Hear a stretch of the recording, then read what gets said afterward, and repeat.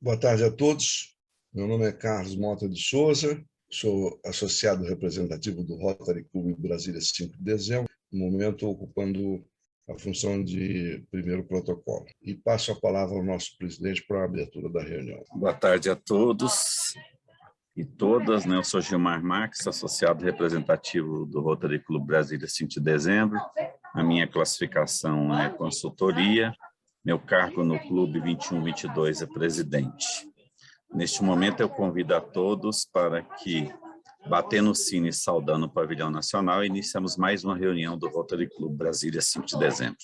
Eu volto a palavra ao companheiro Mota. O nosso palestrante é engenheiro civil, ingressou na ANDE em julho de 2021 como coordenador sênior do Programa Brasil. Ele é um especialista nas áreas de água e desenvolvimento sustentável, com foco na interação de sistemas ecológicos, tecnológicos e sociais. Também ele é apaixonado por identificar novas oportunidades de negócios e liderar iniciativas multidisciplinares para a realização de projetos. Bruno colaborou no projeto de governança da Unesco em Brasília entre 2018 e 2019 e trabalhou como consultor para um modelo de gestão sustentável para pequenos sistemas rurais descentralizados de água em países em desenvolvimento. Ao longo de sua carreira profissional, Bruno Peixinho trabalhou em projetos na Europa, Ásia e América do Sul. Seus interesses atuais são finanças inovadoras, captação de recursos e parcerias e empreendedorismo climático em economias de mercados emergentes. Possui mestrado em Gestão e Governança da Água pela IHE Delft, na Holanda, com patrocínio do Rotary por meio de um investimento de cerca de $150 mil. É companheiro Paul Harris. Nesse momento, tenho o prazer de passar a palavra para você, Bruno Peixinho. Ligue o seu microfone e a palavra é sua. E você vai falar sobre o impacto para eu servir melhor ao Brasil. Perfeito. Boa tarde a todos. Obrigado, Mota, pela palavra. Obrigado a todos os participantes. Eu vou começar falando sobre a escolha do tema, a sugestão do tema Como Melhor Servir o Brasil. Tudo bem, Mercedes? Acabei de ver que a Mercedes está presente também, Chico. E o tema é muito interessante porque foi essa a intenção, acredito, de eu ter ido à Holanda, né?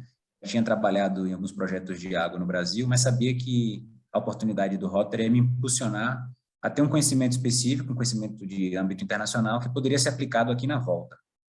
Eu vou compartilhar minha tela e aí vai, se for possível, pedir autorização para poder compartilhar visualmente alguns slides, vai ajudar a gente ser guiado pelo tema.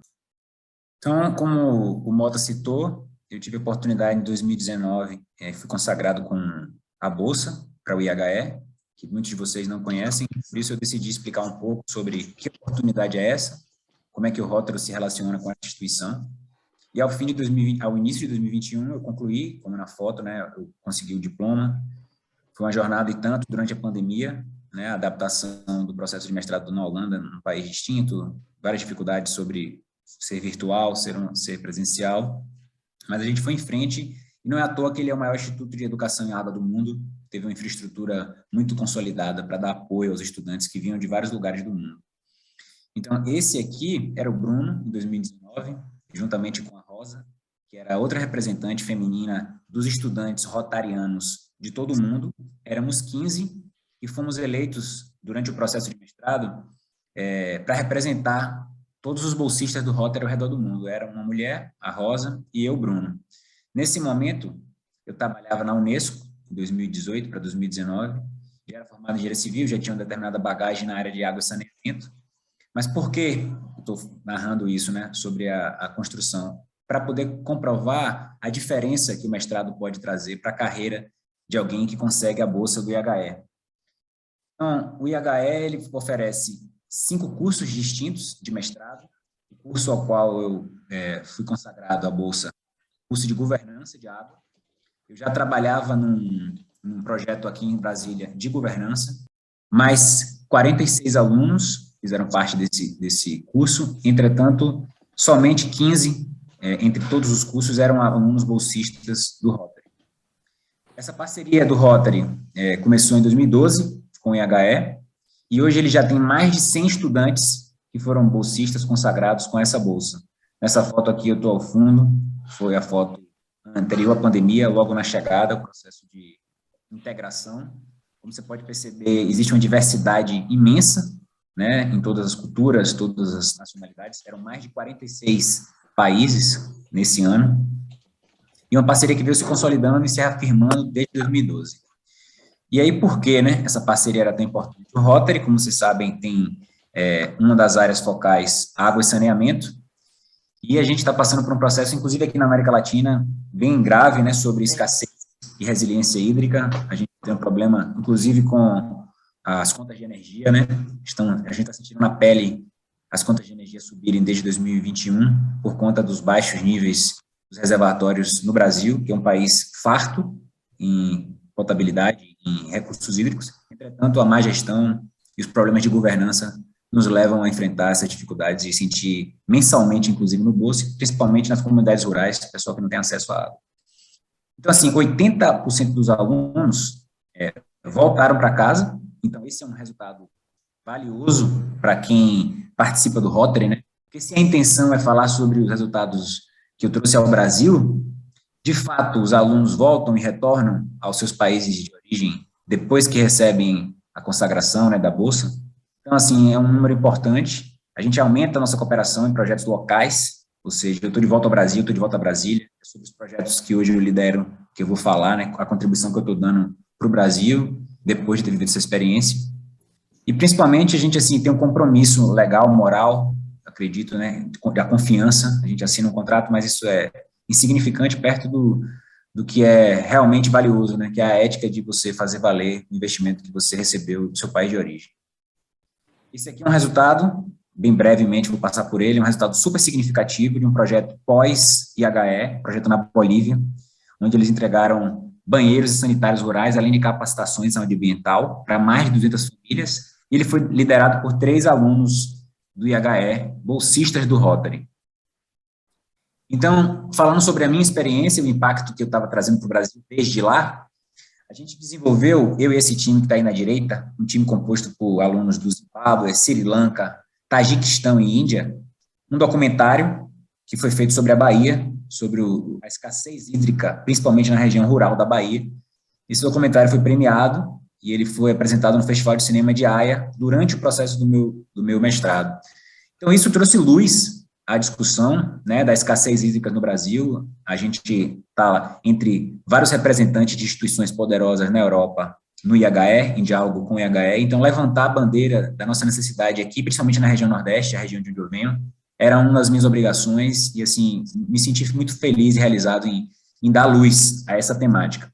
Então, o documentário foi transmitido no Festival de Cinema de Haia, que é o festival tradicional, em 22 de março de 2020, 22 de março principalmente, é o Dia Mundial da Água, então é um dia importante para discutir o tema. Foi lá que o documentário foi transmitido. O documentário falava sobre famílias em escassez hídrica na Bahia, e principalmente de algumas técnicas para buscar água em poços artesianos. Além disso, lá, dentre os 15 estudantes, eu era representante, como eu narrei no começo, dos estudantes internacionais, bolsistas, né? Existe um processo de candidatura. Eu e a Rosa, a gente viajou pela Holanda, dialogando sobre a nossa realidade local, falando de onde viemos, quem eram os nossos financiadores, qual clube nos financiou e por que fomos escolhidos.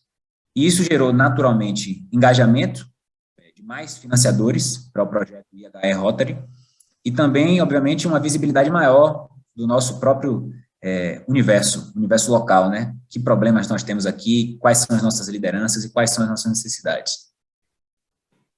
Então, por fim, fazendo um resumo sobre o projeto em si, esse é um dado que já está ultrapassado, né? A gente tem aqui a soma entre homens e mulheres na esquerda de 96 estudantes, mas a gente já ultrapassou o número de 100, um centenário, né? Então, a gente tem mais de 100 estudantes financiados pelo Rotary do mundo, todos naqueles 5 cursos que eu te mostrei inicialmente. Um grande número, e o impacto disso para o país de origem pode ser melhor elencado agora. Então, aqui, nesse slide, eu já entro na minha carreira atual. Pós-mestrado, eu ingressei numa organização não governamental americana, aqui no Brasil, representando o Brasil, chama ANDI, é uma instituição conectada ao Aspen Institute, e a gente tem 3 áreas de atuação, né, trabalho decente, igualdade de gênero e ações climáticas. Especialmente aqui no Brasil, eu lidero essas iniciativas: água, energia solar e ações climáticas.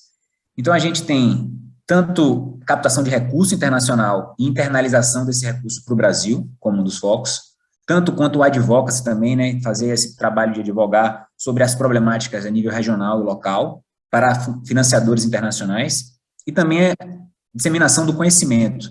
Então, isso é um dos fatos. A gente tem uma biblioteca de 700 artigos e relatórios só sobre países emergentes e sobre essas 3 temáticas, com a visão do empreendedorismo como uma possibilidade de solução. Então, essa é a minha função hoje no Brasil. Paralelamente a isso, a gente tem esse trabalho de captação de novos membros, etc. Então, aqui são os colaboradores da ANDI no Brasil e no mundo.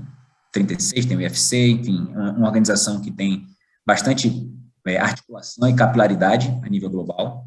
Então, é muito interessante o trabalho que está sendo feito do Brasil para o mundo e os recursos do mundo para o Brasil.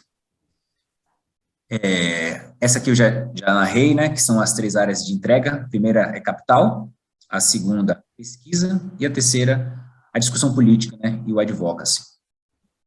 Então, esses são os resultados de 2021. Já quando eu entrei na ANDI, a gente trouxe para o Brasil aproximadamente 1,8 milhões. Esses 728 aprovados foram 728 mil em grant, que a gente repassou para outras instituições.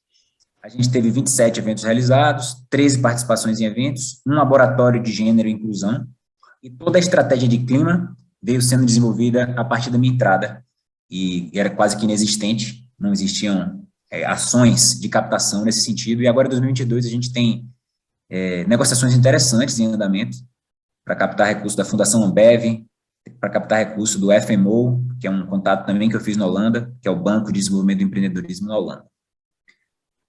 Então, um outro evento importante, assim, que eu acho que é uma boa representação, e foi o mestrado, com certeza, que me deu essa oportunidade.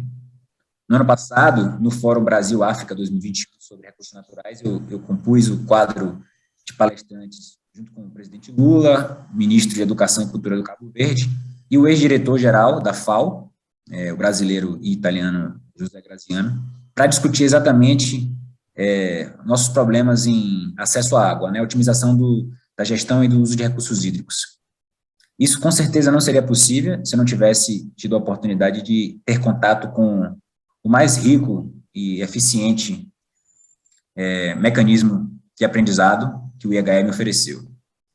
Então, por fim, já agora falando sobre outros projetos de impacto que eu estou trazendo ao Brasil, o fato de eu estar em Brasília está associado a um projeto de cooperação internacional, que eu estou dando consultoria, é um projeto da FUNASA junto com a Organização dos Estados Ibero-Americanos, e eu fui contratado para desenvolver um trabalho de consultoria na estratégia do que deveria ser abordado nesse projeto. Um projeto de 14 milhões de reais, que visa atender todas as superintendências da FUNASA, e tem saneamento rural e saúde ambiental como foco. Então, eu trouxe para esse projeto a revisão, certo, do Plano Nacional de Saneamento Rural, que foi publicado em 2019 aqui no Brasil. A gente tem diretrizes, tem objetivos e resultados para até 2038, e ele foi publicado em 2019. Entretanto, o setor da água no Brasil passou por uma grande revolução, né? O novo marco legal regulatório foi aprovado em 2020, entrou em voga em 2021. Então, as novas diretrizes e os novos objetivos exigidos pelo novo marco legal, eles não estão incluídos no nosso Programa Nacional de Saneamento Rural. Então, esse é um debate que eu tenho fomentado e tenho liderado esse processo, olhando para a revisão do Plano Nacional de Saneamento Rural do Brasil. Esse é apenas um dos pilares defendidos por mim nesse projeto macro aqui a nível nacional. O primeiro é atender as demandas, naturalmente. O segundo é esse que eu narrei. O terceiro é o fortalecimento dos modelos descentralizados, que no Nordeste eles são muito importantes. Modelos esses que são financiados por capital europeu, normalmente, através de bancos de desenvolvimento e fomento, o KfW, o próprio Banco Mundial, é o modelo CISA central, E esses modelos, eles não estão incorporados dentro da dinâmica da política nacional de saneamento rural. Então, é um dos pilares também que essa consultoria pretende fazer acontecer. E, por último, mais conectado ao IHE em si, o conhecimento internacional, conhecimento europeu, que está sendo aplicado em alguns projetos na África, sobre mecanismos financeiros inovadores que trazem o capital privado, né, para o setor de água e saneamento. Isso já está acontecendo no Brasil, né, com o novo marco legal, não sei se vocês estão acompanhando, mas a SEDAI foi privatizada agora, concedida, melhor dizendo, ao Instituto Iguá, uma fundação, uma instituição privada. Então, esse movimento da atração do capital privado para o setor é um movimento inerente, e agora vai acontecer. As companhias de saneamento, anteriormente de economia mista ou companhias públicas, fizeram um lobby muito forte, né, para que o capital privado não escoasse, mas isso agora é realidade, e esse conhecimento precisa ser apurado, né, porque a gente tem bastante gargalos e nuances para ser discutidas nesse processo de incorporação do capital privado, e acho que é um dos pilares que eu vou defender nesses próximos 2 anos da consultoria aqui em Brasília.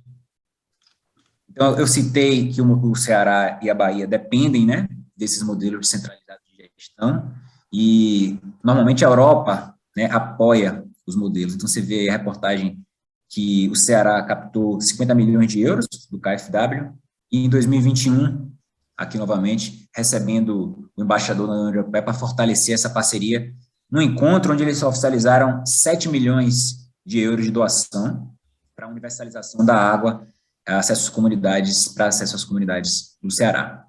Então, assim, é um outro modelo que tem visibilidade internacional, que eu tive a possibilidade de ter mais conhecimento e também fazer um diálogo, né, fazer uma espécie de advocacy enquanto estudante lá, e acredito que seja um dos caminhos para a gente resolver muitos dos problemas relacionados ao setor.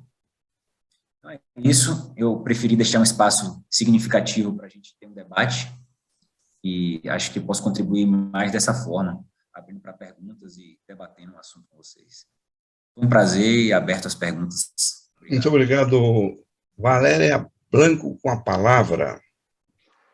Oi, Peixinho, bom te ver, né? Eu te vi antes de você estar indo para lá no processo e tudo mais. Fico muito contente de ver todo o sucesso, a dificuldade numa pandemia, que não deve ter sido fácil conciliar tudo isso. Mas, assim, eu faria 1000 perguntas na área de água, na área dessas questões, mas eu queria saber de você, assim, qual foi o diferencial de fazer parte de um programa do Rotary? Já que você liderava os estrangeiros lá, o que você viu que fazia diferença? Tanto bom quanto ruim, tá? A ideia é a gente entender, né? Mas conta pra gente aí um pouquinho disso. Posso contar. Eu acho que, assim, eu vou falar do lado positivo apenas, porque eu só vi um lado positivo em ser bolsista Rotary. Lá, 99% dos alunos são bolsistas.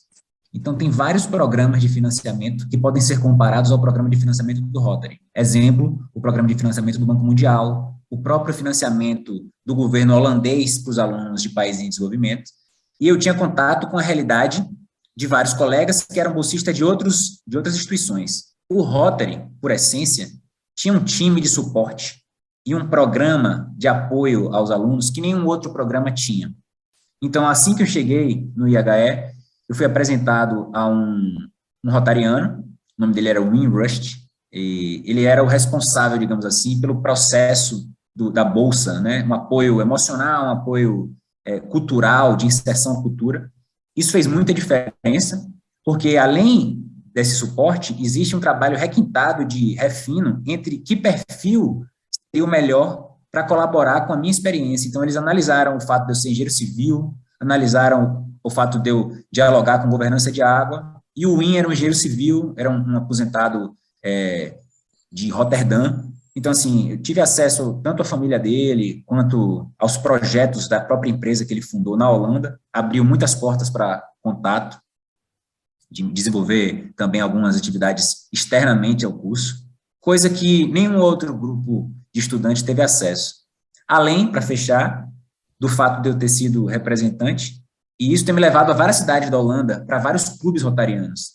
E esse é um processo que você jamais teria acesso se você não fosse bolsista do Rotary, porque as demandas do mestrado impedem que você viaje, etc. Então, como era uma obrigação do processo em si, eu ia conhecer a realidade da Holanda, porque os rotarianos eram formados exclusivamente por holandeses, e tive muito mais contato com os holandeses do que os outros estudantes que só tiveram contato com os alunos internacionais.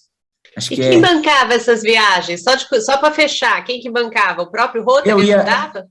Não, os clubes Rotarys tinham buffet, então, assim, a alimentação era normalmente no encontro, e quem fazia o translado era o próprio time do IHE. Ia eu, como representante masculino, e a Rosa sul-africana, o Carlos Nash, era sempre a pessoa que ia com o carro pessoal dele, nos levando às reuniões dos clubes rotarianos lá na Holanda. Bom demais. Obrigada. Bom saber. Eu que agradeço. Muito obrigado, Bruno. Agora eu passo a palavra para o nosso companheiro Alex Valber.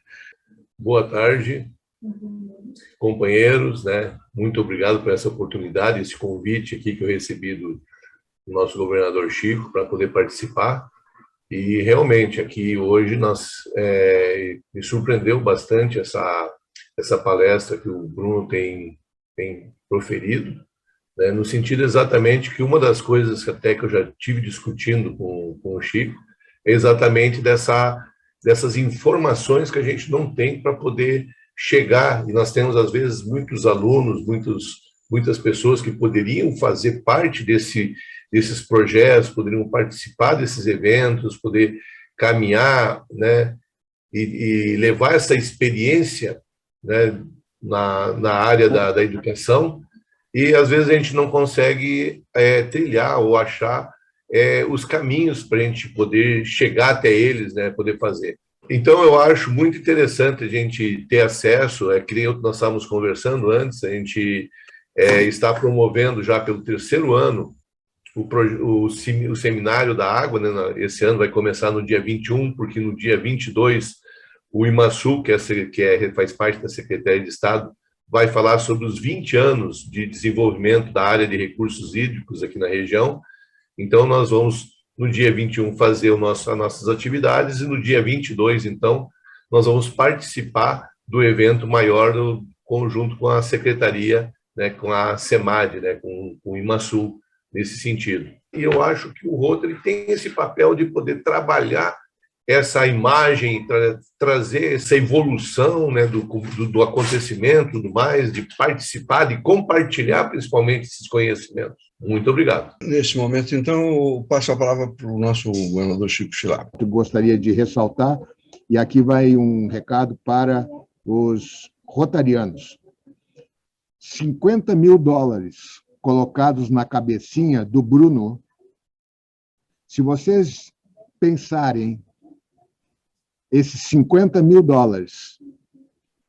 em 10 anos apenas, multipliquem 10 anos por 365 dias, vocês vão ver que nós temos 3.650 dias, e aí faça uma relação dos 50 mil.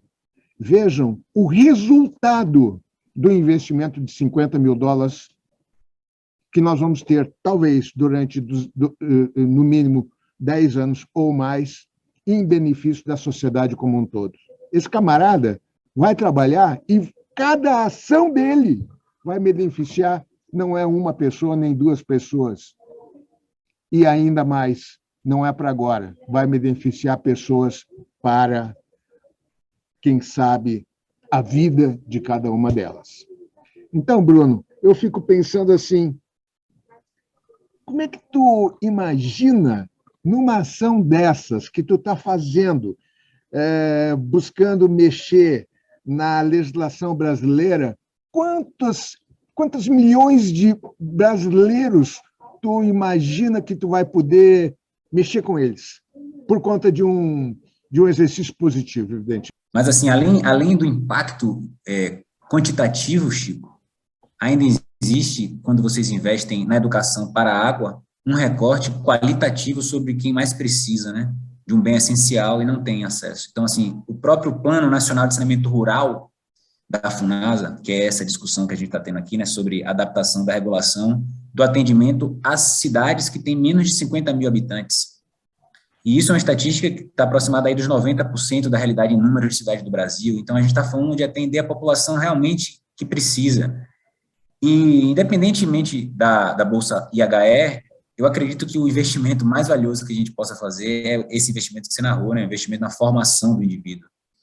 Porque isso transforma não só o meu âmbito profissional, mas enquanto ser humano também, naturalmente. Então, a forma com que eu dialogo hoje com os projetos, a forma mais humana, até o caminho que eu escolhi pós-IHE, eu já trabalhava antes na Unesco, né, como consultor, mas fiz questão de buscar uma instituição que olhasse para igualdade de gênero, ações climáticas, e não, por exemplo, o sistema privado, uma grande corporação que poderia utilizar meu conhecimento técnico, mas não seria o melhor, na minha perspectiva. Então, assim, acho que realmente, e vejo o impacto que o IHE vem gerando nos estudantes bolsistas do Rotary, também em outros lugares do mundo. Tem a Vivi, que o Clube 5 de Dezembro também enviou para a Holanda, que hoje assume um papel, assim, um dos mais importantes papéis de financiamento em projetos de água do Brasil, que é o Banco Mundial, um time composto por 3, e é isso. Acho que é um valor inestimável e agradeço pela oportunidade. Muito obrigado, Bruno. Eu vou arriscar fazer uma pergunta para o Bruno. O nosso projeto de marco legal da água e do saneamento, ele ficou anos no Congresso e foi alterado para melhor, para pior, etc., e finalmente culminou com essa lei aí que nós temos. Na sua visão, você se debruçou e estudou esse assunto, na sua visão, é uma lei boa? Ela ficou faltante em algum aspecto? Ela está sobrando em algum ponto? Eu gostaria de ouvir a sua opinião, Bruno, que você entende de água e eu não entendo. Não, perfeito. Eu vou lhe dar uma perspectiva, primeiro, macro, sobre o programa em si, da mudança da regulação, a introdução do novo marco em si, que eu acho muito benéfica. Existe uma discussão a nível global, né, sobre os Objetivos de Desenvolvimento Sustentável da ONU, né, a Agenda 2030, que é água, trabalho decente, igualdade da mulher, etc. Existe, em paralelo a essa discussão, a necessidade de olhar para o capital privado como um impulsionador da Agenda 2030. Isso é uma discussão, inclusive, dentro do próprio sistema ONU, né? A OCDE, as próprias agências da ONU dialogam diretamente com isso. E o marco legal culmina com essa direção. Então, ele impulsiona o acesso ao capital privado, mas, naturalmente, aí eu já lhe faço agora um recorte, é uma lei com alguns furos expressivos. Por quê? Quando a gente fala da possibilidade de concessão das grandes companhias de saneamento do Brasil para atrair o capital privado, a gente olha para onde o capital está, e a galera que vai ser beneficiada está na área urbana, o público beneficiado. Mas quando a gente olha para as comunidades mais isoladas, no Ceará, na Bahia, de onde eu venho, no semiárido do Nordeste, a gente normalmente utiliza recursos de subsídio das companhias públicas do Estado. Então, quando as companhias de saneamento privado agora vêm assumir a responsabilidade administrativa de prover esse serviço, eles precisam de um arranjo que eles chamam de subsídio cruzado e formação de blocos regionais, isso é a forma com que eles tentaram organizar, para que essas comunidades sejam atendidas ainda. E isso é muito confuso, porque nos próximos 2 ou 3 anos, os estados, Rio de Janeiro, Bahia, enfim, vão ser responsáveis por criar esses blocos regionais de atendimento para poder prover água para as comunidades que não são lucrativas para essas companhias privadas. Você sabe muito bem que o capital privado ele escoa só e simplesmente em direção ao lucro. Então, como arranjar um jeito de fazer com que essas comunidades não sejam esquecidas? É um grande furo e foi esse o grande debate que o lobby das companhias de saneamento públicas utilizou no debate da inaprovação do marco legal, no indeferimento. Mas a gente não consegue enxergar ainda as grandes dificuldades, porque o processo de formação dos blocos vai se dar ainda no próximo 1 ano, 1 ano e meio. Mas é claramente um grande gargalo e sim pode desfavorecer ainda mais as comunidades que não eram atendidas ou malmente eram atendidas e agora não serão atendidas. então vai ficar sob responsabilidade, talvez, da prefeitura, porque dentro da regulação de prover esse serviço, o ente federativo que é responsável é a prefeitura. Então, ele, naturalmente, não vai conceder ao Estado e vai ficar responsável por entregar carro-pipa, oferecer uma cisterna, e é um problema que se agrava nessas regiões remotas. Então, tem dois lados, não existe certo ou errado, mas eu concordo com o Marco, sou a favor do engajamento do capital privado, mas existem sérios gargalos aí, problemas significativos. Obrigado, Bruno. Sendo assim, eu passo a palavra ao nosso presidente para os agradecimentos. Muito obrigado aí pela sua contribuição, eu agradeço aí a sua contribuição em nome da UPS, né, que é que é a hospedeira do nosso clube, em nome do nosso clube, né, e desejo que você continue aí repassando, né, para os clubes de Rotary, né, essa experiência, o que foi a sua experiência lá e o que você está fazendo hoje, proporcionando aí retorno, né, impacto desse trabalho. Você vai receber aí um certificado, né, em meio virtual. Muito obrigado aí pela sua participação. Obrigado, Gilmar. E nesse momento eu convido a todos para que, saudando o Pavilhão Nacional e batendo o sino, encerro mais uma reunião do Rotary Clube Brasília 5 de dezembro.